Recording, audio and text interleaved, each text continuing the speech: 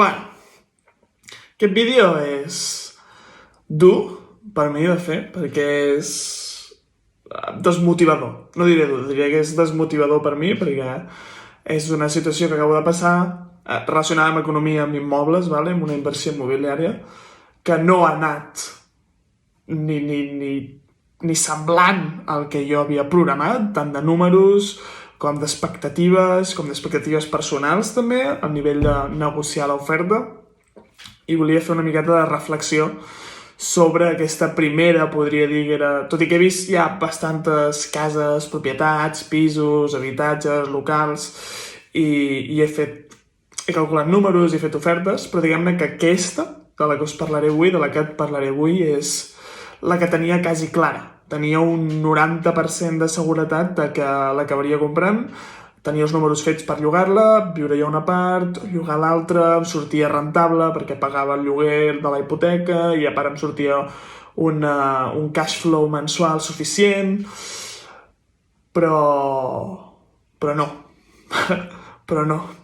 Llavors, a mi faré una miqueta de resum de com ha anat tot, t'ensenyaré els números també perquè es quedin registrats per jo d'aquí després de 4 anys, quan sigui el puto amo, ho pugui veure i dir uau, saps? Així vas començar i no et vas rendir, que és lo important, no? Com ha començat tot, vale? No diré noms de la propietat ni on està ni res perquè vés a saber què passa amb aquesta propietat, però és una propietat, és una casa, vale? El que passa que et parlaré des de dos punts de vista. El Guillem d'abans, vale? El Guillem que s'ha estudiat tota l'oferta amb simples dades, només de valor de la casa i posicionament, i oferta i demanda que hi ha a Vilafranca, vale? I després, el punt de vista de Guillem després d'haver vist l'habitatge, després d'haver parlat tant amb la propietària com amb el constructor que estava fent reformes i gestionant tot l'habitatge. Així que començo per la primera. No sé si serà molt llarg el vídeo, però m'és igual.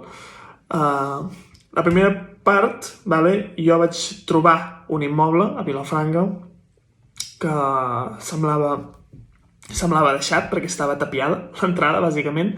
Semblava estar en suficient bon estat. Òbviament necessitava reforma, però estava en bon estat i vaig intentar trobar el propietari. Vaja, des de l'Ajuntament no et donen dades, al registre pots demanar una nota simple, però jo sempre intento fer-ho de forma gratis. Al principi, preguntant a les portes dels veïns, trucant, movent-me pel barri, movent mar i cel i terra fins que trobi el propietari o algú que el conegui. El vaig acabar trobant després de fer 1000 voltes i vaig estar 2 setmanes, quasi 3 setmanes, parlant amb la propietària fins que vaig poder, ahir, de fet, anar a veure la propietat.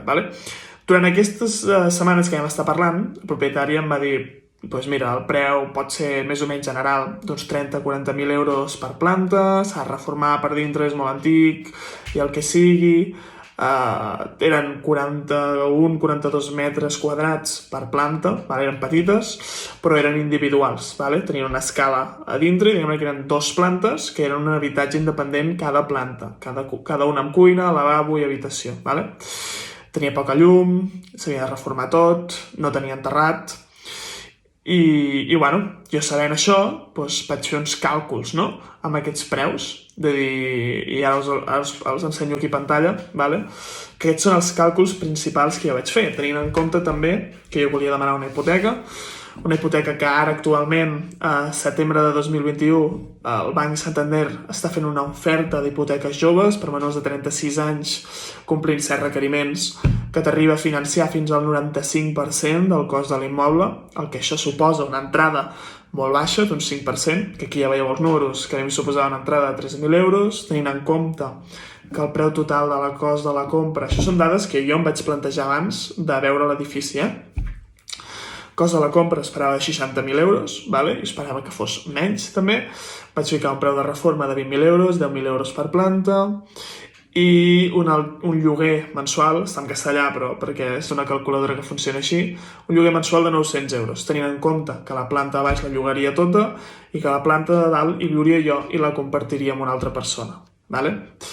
Són les dades principals. Ja veieu que la rentabilitat bruta molt bona, el cash on cash return quasi d'un 20%, rentabilitat neta d'un 8,5%, molt bé, no? Que només necessitava una inversió inicial de diner físic meu de 30.000 euros o màxim de 32.000 euros, no? Si variava el preu de compra o el preu de les reformes. 30 anys d'hipoteca a 2,5% de TIN. Vale? Aquestes són les dades, el que em donava un cash flow, és a dir, un benefici mensual dintre aquesta propietat mensual, doncs 460 euros.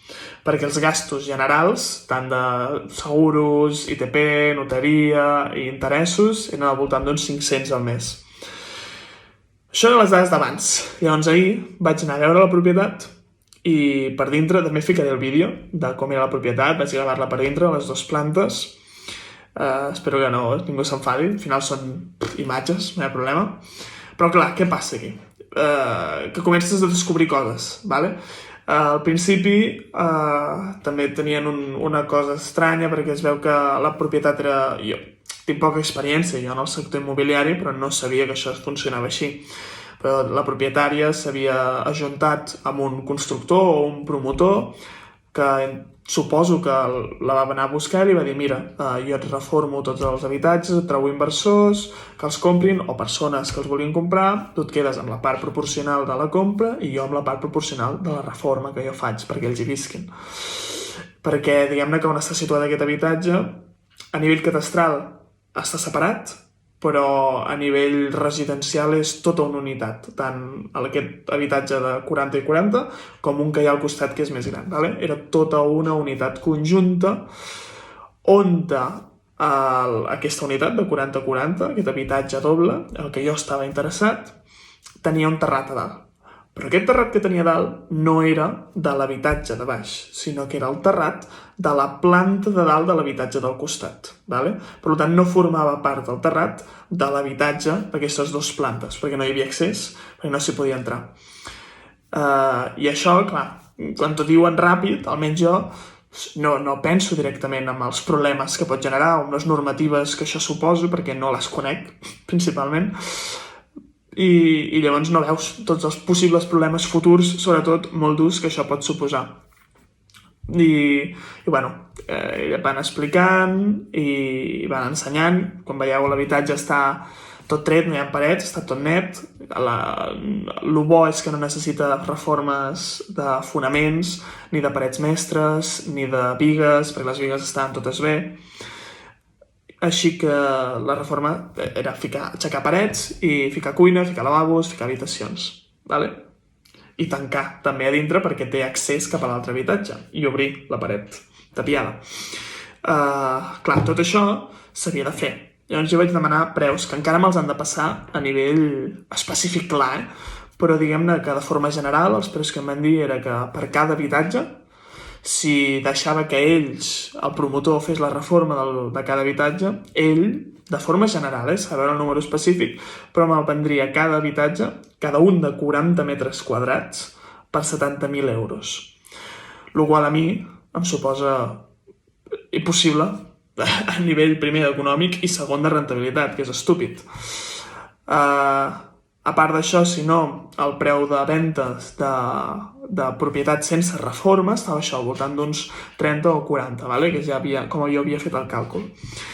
Ara bé, el que jo no havia tingut en compte en aquell moment i que vaig després descobrir perquè vaig trucar a un company, un conegut agent immobiliari, al qual li vaig presentar l'oferta i vaig dir, mira, tot això, els números, què et semblen? Et sembla prou bé? Hi ha problemes? No? Sortiria bé? És una bona inversió?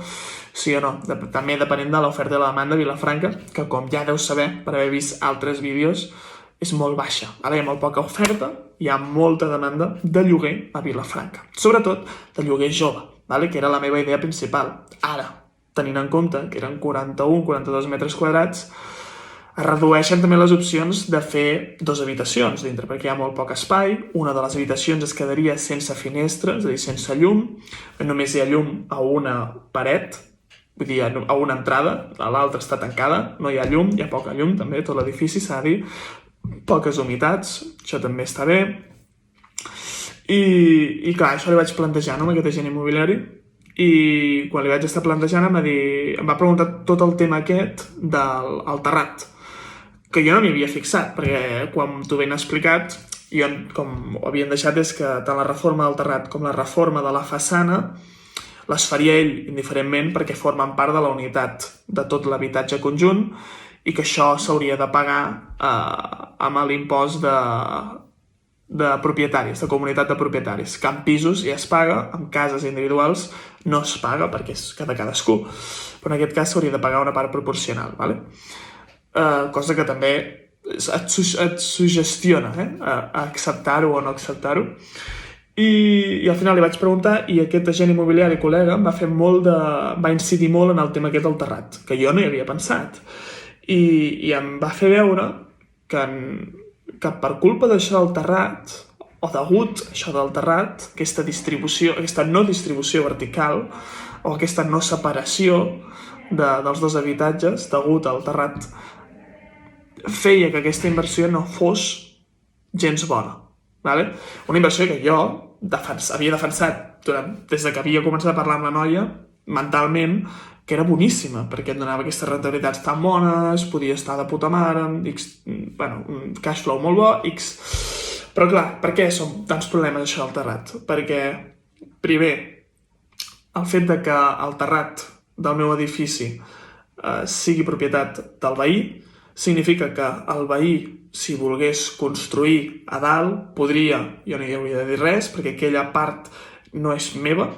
Si hi haguessin problemes de qualsevol destrossa del terrat, s'hauria de parlar amb el veí, i sí que ho pots deixar escrit amb un contracte davant d'un jutge o gestor o qui sigui, o notari, però igualment, si tu vas a reclamar al veí, mira, això s'ha trencat i ho has fet tu, ho has de demostrar. Segon, ella pot dir que sí, però pot tardar mesos a fer-ho, ho pot fer malament. I a part d'això, un problema molt general que hi pot haver és el tema d'aigües. Si hi ha, jo què sé, entra aigua per algun lloc del terrat i se la menjo jo, al pis de dalt, són molts problemes que s'han de resoldre i jo no els puc resoldre perquè no és meva aquella part, saps? Allò és del veí, per tant s'ha de comentar amb ell. Aquest fet de no haver-hi aquesta separació vertical, de que dir tot això alt és meu, no teu, sinó que està com barrejat, ¿vale? I a part d'això, el pagament de la comunitat de propietaris, que seria tant per la reforma del terrat, que no seria meu, i la reforma de la façana, i s'hauria de pagar una mensualitat X baixa, el que sigui, per la comunitat de propietaris, de la qual en principi no hauria de formar part. Amb totes aquestes coses, i també afegint el tema de la poca superfície, perquè jo en un inici pensava que hi haurien al voltant d'uns 50 metres quadrats per planta, segons el catastre, veig que difereix una miqueta de la realitat,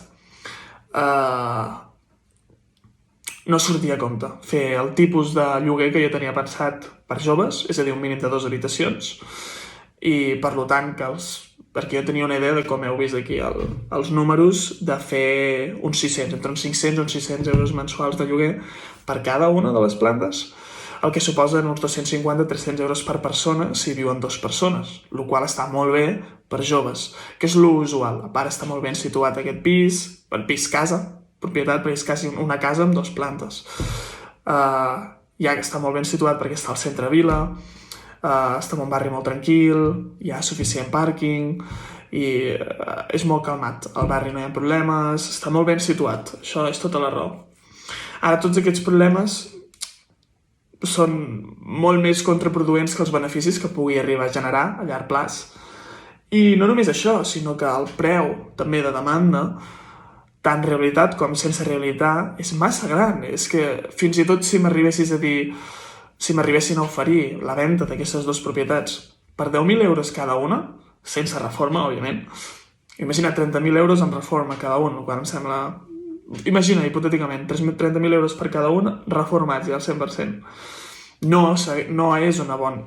És difícil que sigui una bona inversió, com a mínim per mi, perquè sóc un novato, també, i no tinc les suficients dades com per defensar que pugui funcionar bé i que el tema aquest de la no divisió vertical no sigui un problema a llarg plaç, on es pugui arreglar fàcilment o solucionar quan jo no hi sigui, per exemple, amb els altres inquilins. No sortiria a compte. A part, també s'ha de tenir en compte que molta de la demanda que hi ha ara d'habitatges requereixen terrat o un espai exterior, ja sigui per penjar la roba, òbviament, però també perquè amb el tema del coronavirus, doncs com si torna a passar que ens tornen a aïllar o a tancar, la gent tira més cap a propietats en les quals es pugui moure o pugui tenir un espai on sortir a l'aire lliure i respirar i moure's una mica més que no pas entre quatre parets tancat. Vale? Tots aquests factors que jo no m'havia plantejat, ni els havia vist, ni havia pensat, totes aquestes normatives de la divisió vertical, de la propietat del terrat que ha de ser nostra, que no permet construir, que si hi ha problemes d'aigua o del que sigui, ho has de gestionar amb el del veí, no tu sol, i això comporta molts problemes a la llarga.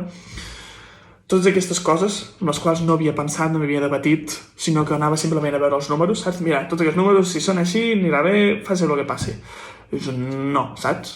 No és realment així com funciona, no és tan simple i et desmotiva. Jo estic desmotivat, no et mentiré. Seguiré buscant, seguiré intentant provar d'invertir en immobles perquè crec que és una molt bona manera d'evitar la inflació amb els teus diners, la pèrdua del valor dels teus diners i a part aconseguir un increment del valor del teu immoble degut a la inflació, sinó utilitzar la inflació pel teu bé, no pel teu mal. Però és una lliçó, sí? El que passa que ahir vaig desmoralitzar que flipes. Vaig anar a casa, vaig enfadar amb mi mateix, però com tampoc que jo conec, sort que vaig trucar a aquest col·lega gent que em va donar aquest punt de vista, perquè si no, això no potser m'hauria enganxat dintre d'una roda molt negativa. I més que res era exposar-ho perquè estigués guardat, perquè estigués enregistrat aquí a YouTube. Ho deixaré, ja et dic, amb les dades, amb el vídeo, amb tot el que he estat buscant. I res, espero trobar-ne una altra bona i llavors poder fer un vídeo de puta mare tienta. Tota la rendibilitat, tot el que he tret, com ho he fet, per què, tal i qual. Però de moment és el que hi ha. A veure.